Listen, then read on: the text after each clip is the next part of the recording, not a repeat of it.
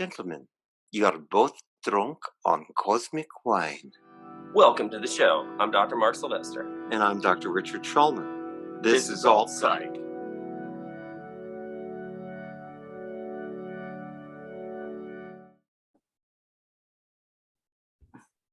Welcome to the Matrix.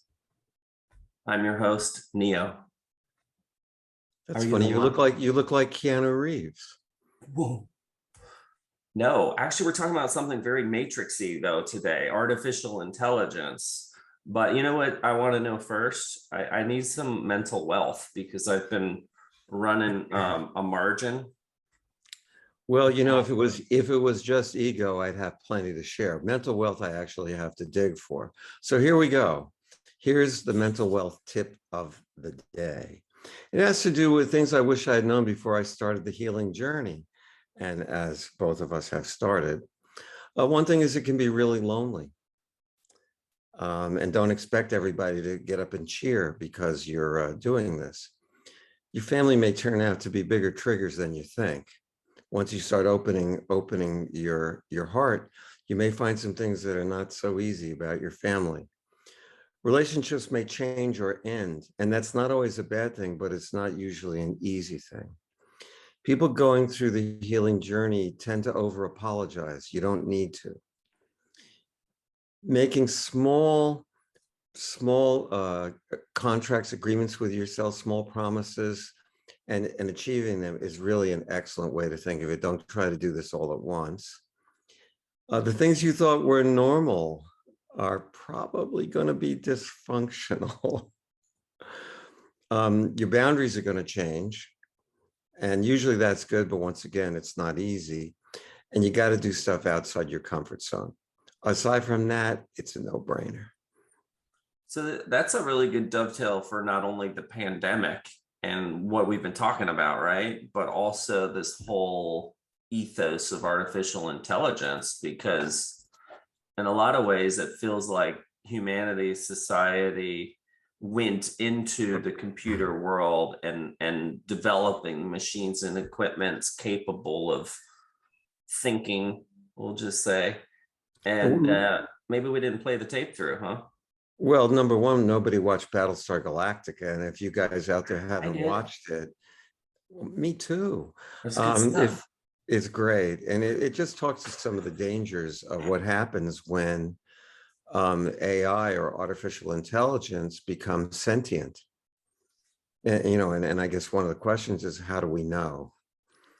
Well, in researching for the show, I actually learned a lot because I think, like most people, I thought I knew what artificial intelligence was. Everything I thought I needed to know, I learned from Terminator or Star Trek.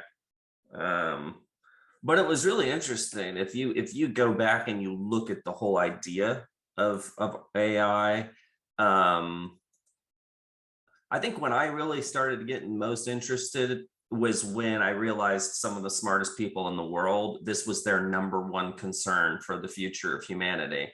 And that rattled me. That shook me a little bit, like, whoa. If all the smart people are thinking this and worried about this, maybe I ought to pay closer attention to it. And when you dig in, if you look at the definition of artificial intelligence, like break it down, like keep it simple, right?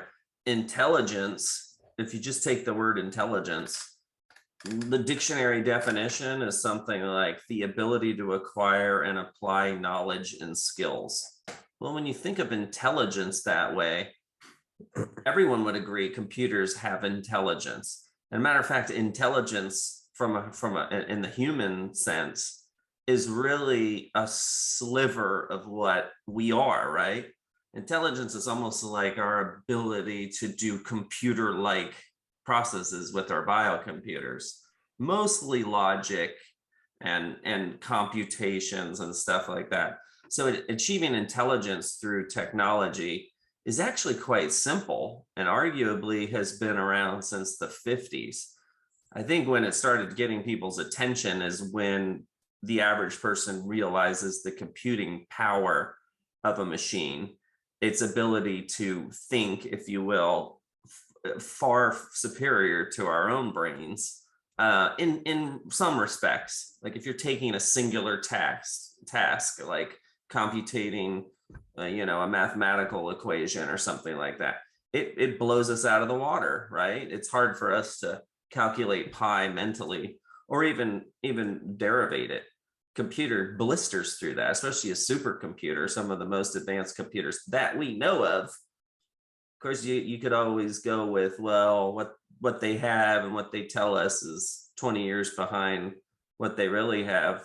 That may be true. No, But it's definitely true.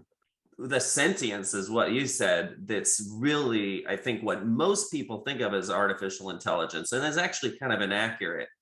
Is you don't want a machine to become self-aware, or at least it gives people a pause, like, whoa, what does that mean for humanity? What does that mean for our future? What does it tell us about ourselves? And we are hoping that human intelligence also involves things like compassion and morality, and I'm kind of doubting that a little bit as we move forward anyway. Well, then we call it something else, right? We call it emotional intelligence. Right. It's not well, but that's on the drawing board if it hasn't happened already. And that's going to be, I think, where the rubber meets the road on this is, you and I have watched videos of robots, supposed robots who are showing emotional facial responses. Now, obviously, they're not as evolved, at least the ones we saw, not evolved enough so that you couldn't tell the difference. But I have a feeling it's not that far in the future.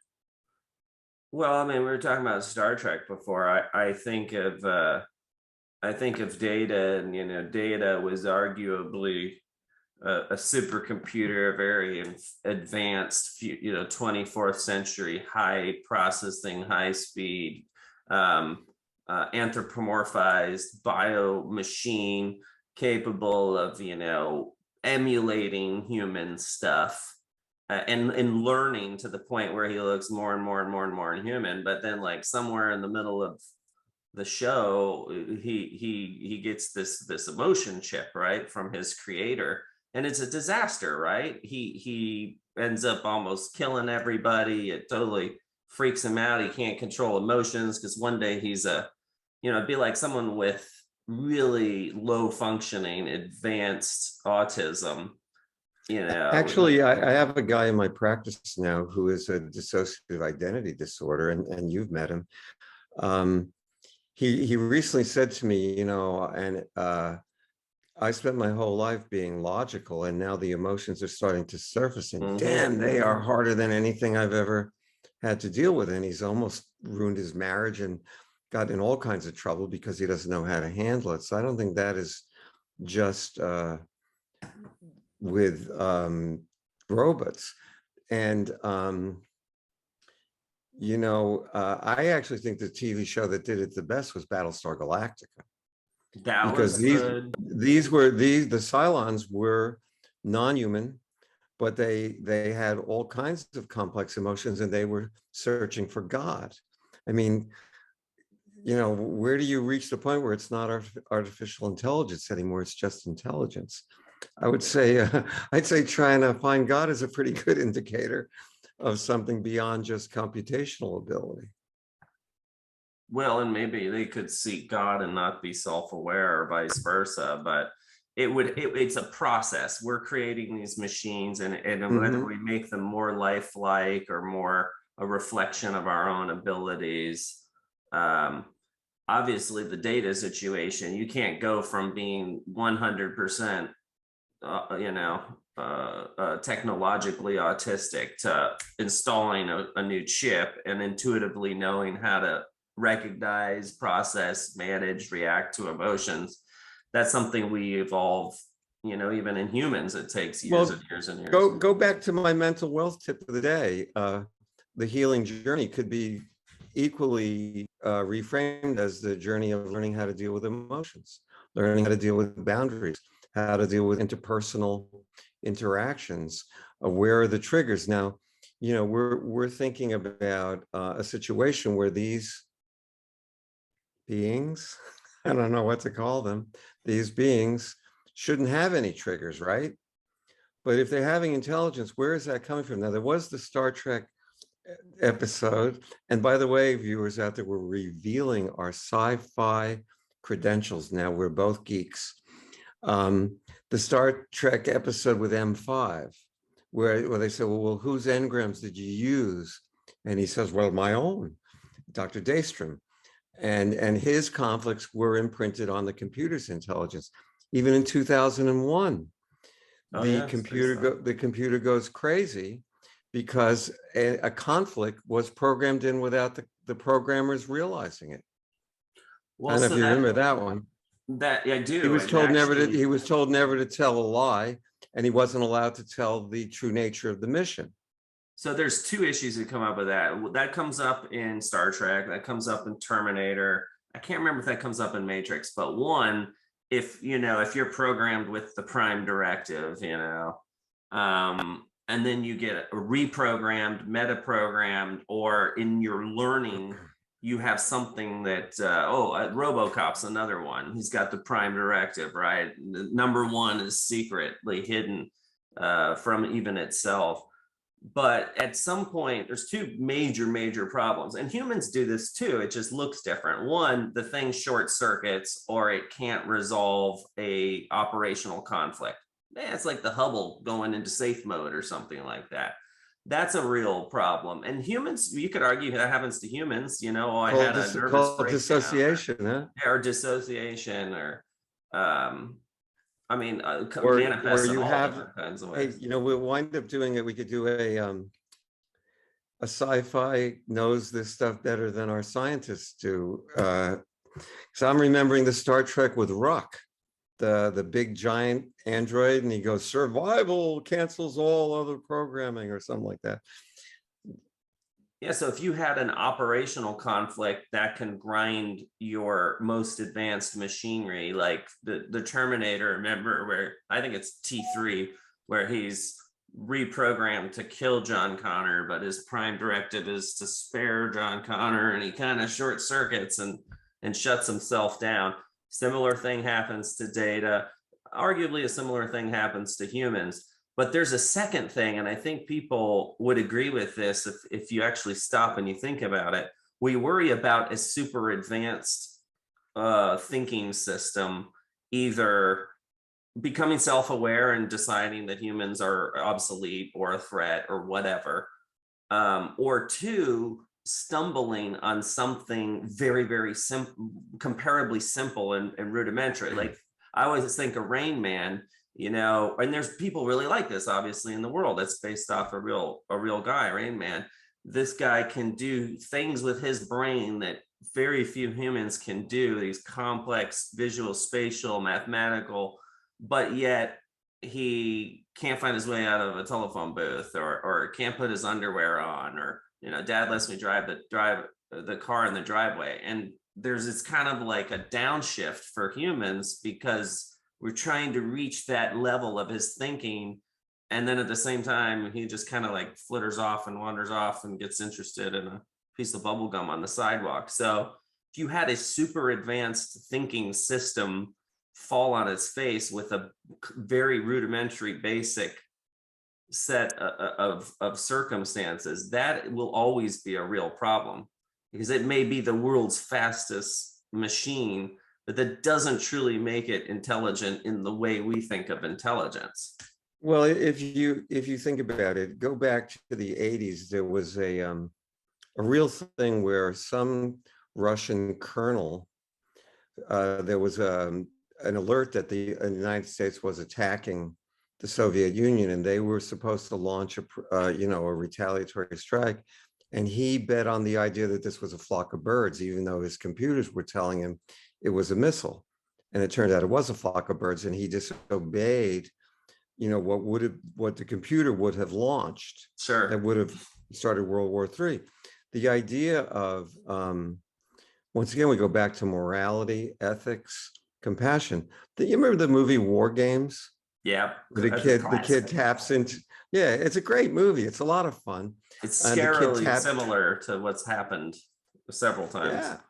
Yeah. And also the other one was the Forbin Project, where they have United States has a supercomputer and Russia has a supercomputer, and they learn how to learn and they grow and they connect and decide the human beings are infestations on the planet, and they should live at a higher level, and they blow up cities when they don't follow their orders. It, kind of sounds a little bit like the New World Order today.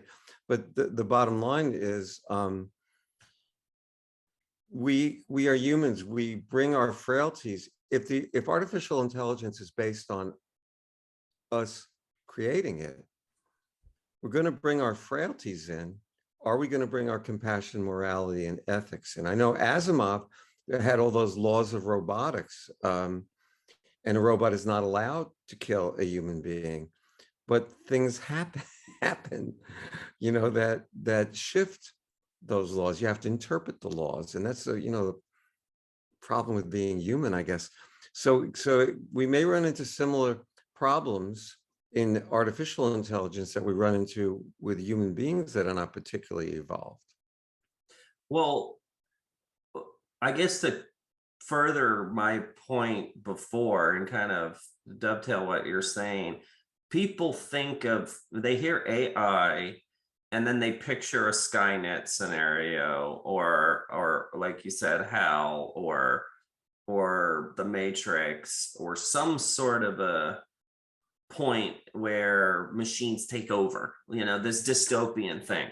And kind of what I learned in researching the program is two things. One, humans are aware of this, and we ideally won't let that happen, hopefully.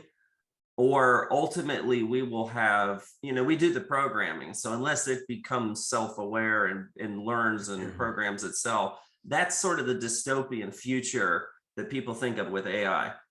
That's not AI at all. AI is Facebook.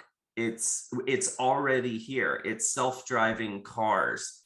Think about it. Everyone would agree, if I can, from my cell phone, drive my car from Los Angeles to Boston, that requires some serious intelligence. It requires navigating real world environment. That is AI. AI is here. So is it still under our control?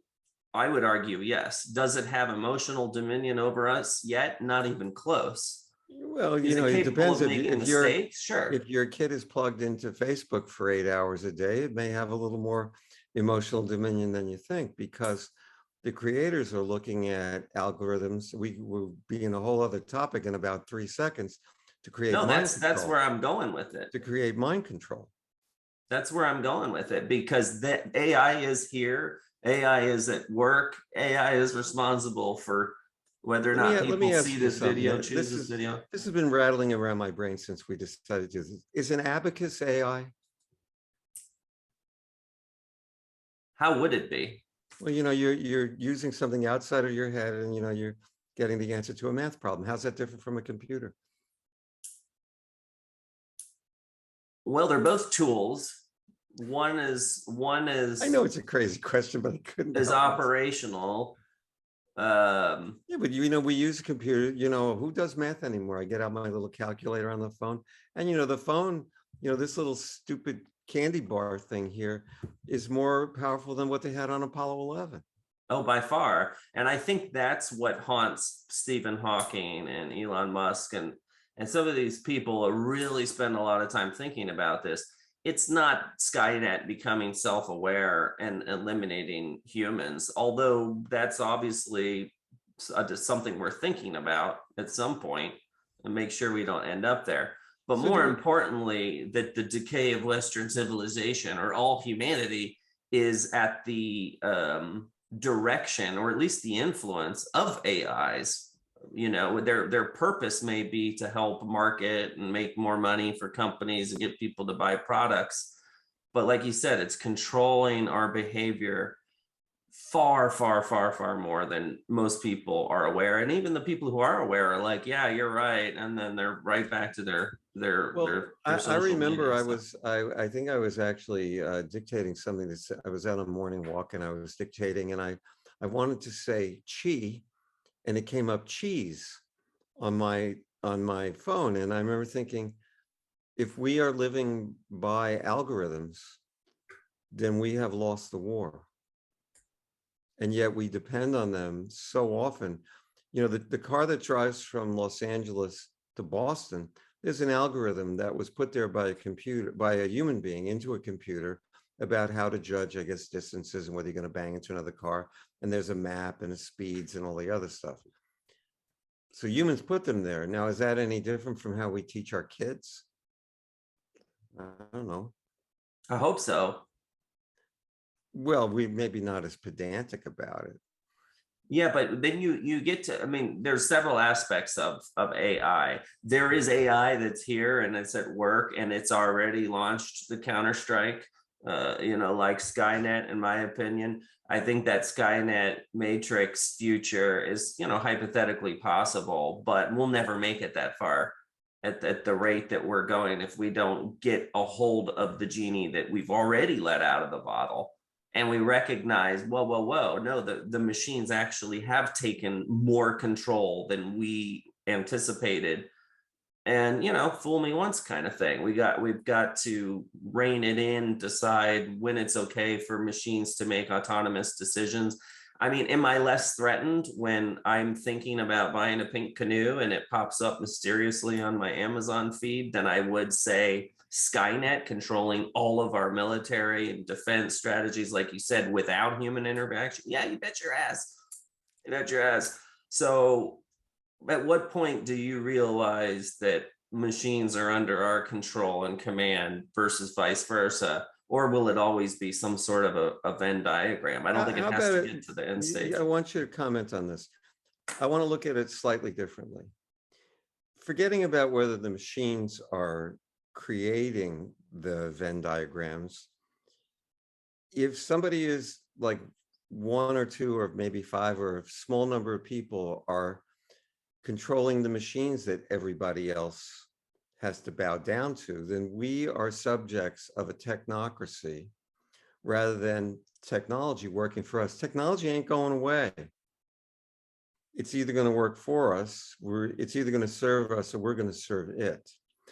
So the question in the end, in my mind, would be, at what point do we call it sentience, that this technological marvel starts to think for itself, goes beyond the teaching of the people who are programming it?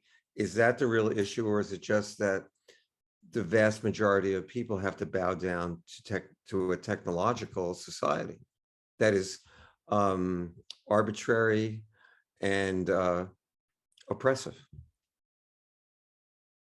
I don't know. There obviously this is a philosophical question, but well, the whole thing is really a philosophical question, because we're kind of assuming, at least, let's say humans literally have no soul, there is no God, there's literal random order, random chaos, if you will, then this is still a terrifying argument.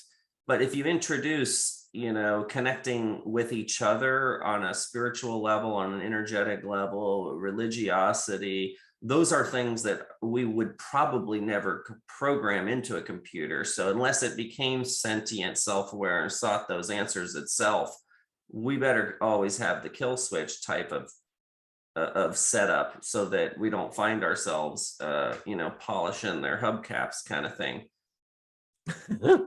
Great idea. But look at evolution too. If you look at the fastest moments of evolution, even if you just stick to human evolution, if you look at us evolving at the fastest speed, whether that was becoming bipedal, or learning how to make tools with our hands, or harnessing the power of fire, or wheel, these quantum leaps forward in evolution. And then we look at the slowest, that computer and AI and technology, it is on an order of magnitude, probably millions of times faster. So we're standing here talking about, is Facebook good or bad? Are the machines going to become self-aware and exterminate us? They've already, evolved in the time faster in the time I've been spewing out this sentence. than humanity will in tens, hundreds of thousands of years. That one terrifies me. That one haunts me. Okay, Is that here's another one it for us evolves to so much faster. pontificate about. What about the hybrid between human and machine? You know, if you Borg, for example, from Star Trek. But I think that they've been talking about something called Neuralink. I think Yeah, that's yeah, Elon that's one of Musk's Elon thing. Musk You babies. know, and the idea that we would link into a computer network, and I guess sort of like the Matrix, where he goes, well, we've got to learn kung fu, and they push a button, yeah, it downloads, and all of a sudden they can do kung fu. Um, it's a fascinating idea. What do you think Well, about what are you? Elon Musk already says that we do have that. I mean, the whole Neuralink is to prevent the interface, the data transfer limitation. But he already considers us, like you said, a hybrid, because we rely so much on this as an extension of ourselves, whether that's to use the calculator or to GPS or literally, you know, if we super glue this thing to us now, would that make you feel any different? Because it's, you know, No, the whole point of actually, Neuralink is I to, actually call this a dumb phone, because I used to know everybody's phone numbers, and now I don't even know your phone. I don't even know the office phone number. The office phone number is alt psych. yeah. I don't know the phone number. So I we're mean, already outsourcing stuff to our computers, whether that's cognition, memory, navigation. And it's an interesting way to think about it. And when he says that, it's like, yeah, actually, yeah, arguably that's already here. He's just working to try to improve the data transfer way, because for us to connect our humanity to the AI machine world, we got to match with our little buttons or voice to text or, hey, you know, I don't want to say any of the names of the robots because they might appear, but so we have I'm a not lot going threatened by on here. that. Do you think we have enough to talk about this for more than one Oh yeah. one episode of our? Yeah, this is So part one because is there is it? a Would whole you? lot. This is, you know, my mind works in strange ways, and it's part of my charm. Would you say that AI is alt-psych or non-ordinary reality? I know I'm throwing a curveball at you, but I was thinking about this. I couldn't come up with an answer.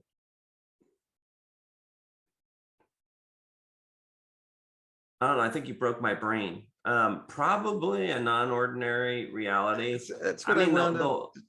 the whole contrast with artificial intelligence is as compared to what we call natural intelligence, right? Or our human intelligence. I just think the word intelligence and the definition of intelligence, and actually the definition of AI, is very narrow, and people think of it as artificial emotions or artificial sentience. Those are totally different things, because I would argue this is a smartphone. We do have smart TVs, we do have smart cars. They are capable of performing calculations and operations that are impressive to even humans. Like, whoa, hey, this machine can rival me. I can't drive straight through from Los Angeles to Boston without possibly getting sleepy, without screwing up my cruise control and go speeding up and slowing down, without getting lost or, God forbid, getting in an accident. People are terrified to put their faith and trust in a machine. I would take that machine up against my own skill set, and I have a lot of confidence in my own skill set. But machines don't get tired, so you know they don't make mistakes if their programming is correct. And even those mistakes you could blame on the programming or the programmer. Well, in the end, that's, you know, that's what the computer in 2001, Hal said, all the 9,000 series, any mistake has been traced back to the human element.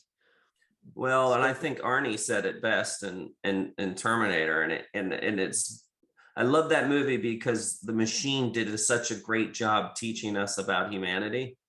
It's kind of like how Data, you know, a lot of times Picard sees Data as learning about humanity and realizing in many ways he's a better human than most humans. by the But way, when Arnie this is, says it's in your nature to destroy yourselves, by the way, to our viewers, you know, I do recommend science fiction if you want to know what's coming. They have done an amazing job, and I don't know if this is intentional or not, but so many things that we are experiencing now were in movies 10, 15, 20, 30 years ago. Well, they had iPads in Star Trek 30 years ago. Yeah. Yeah, I know. I always wondered in Star Trek why they never get a busy signal when they go, Mr. Worf. Excuse me, I'm in the toilet. We never get that. We did a podcast when we were starting this. The world is changing and it ain't going back. I think we're there again. Well, the world has changed, maybe. The world has changed. We are doing this. 20 years ago, this was unthinkable.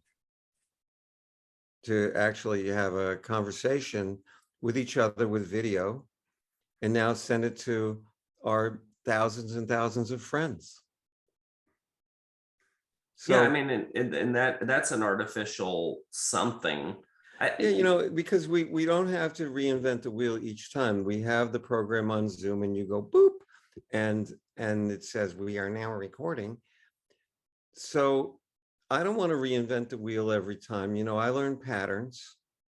Human beings learn patterns to reduce, anxiety, I guess, and to be able to function.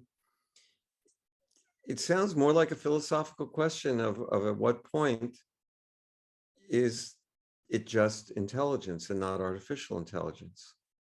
Does it? Yeah, and is intelligence really that important? To me, that's not what threatened. When people are afraid of AI, they're not afraid of intelligence. They're not afraid of a machine computing faster than them. We already have one. Like you said, it's in our pocket. It could have run the entire space program. What they're afraid of is a machine becoming self-aware. What they're afraid of is a machine reflecting back their concepts of death or existence or God. Or what they're afraid of is a machine making decisions in a combative way or an argumentative way or a threatening way. They're afraid of the machines turning on them. Those are all different things. Those would require emotional intelligence. That would require sentience.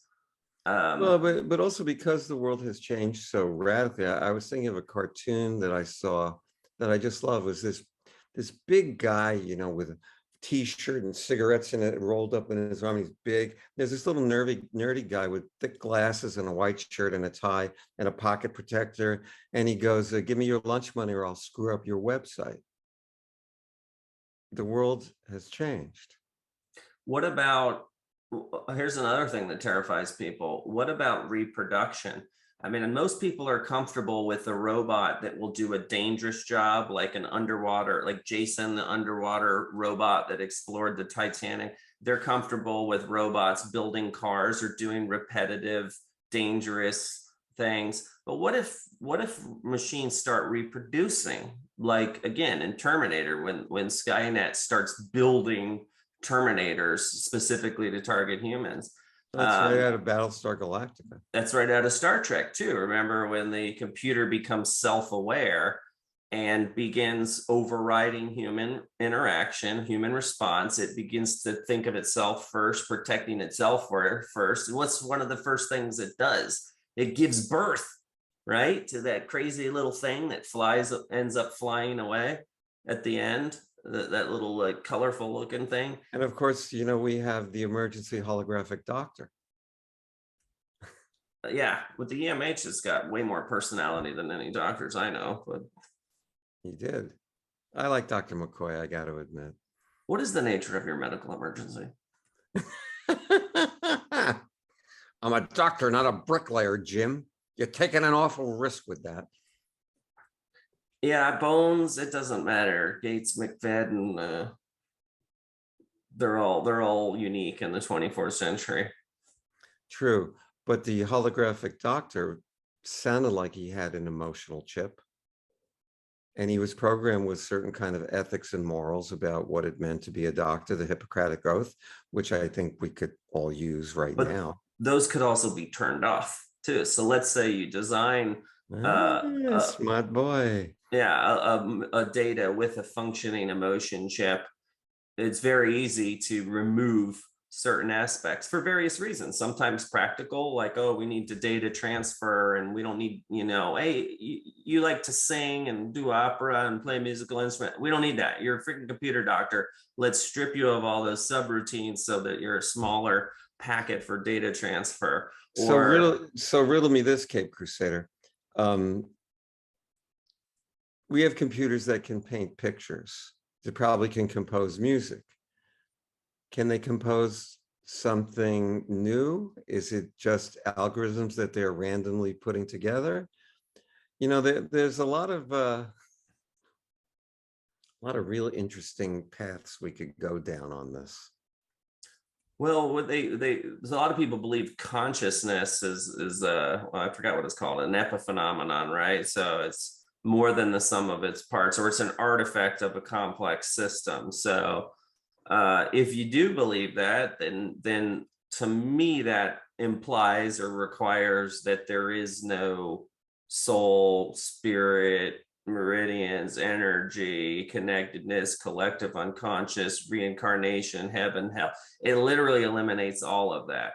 And then you would still build a complex, positronic net, if you will, and eventually a new function would appear, and it may be sentience, it may be consciousness, it could be malevolence, we don't know, we know how it developed in us. Well, you take the idea, it's interesting because I always look for parallels. Take the idea of the collective unconscious, and now you have the internet where you can access maybe not everything everybody, any human being ever thought, but a lot of it.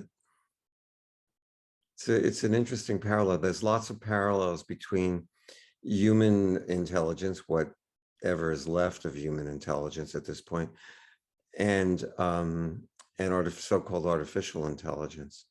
It's funny because I'm thinking, okay, I went to school for a lot of years. What was most of school? You want to learn this list of facts and vomit them back up on a test.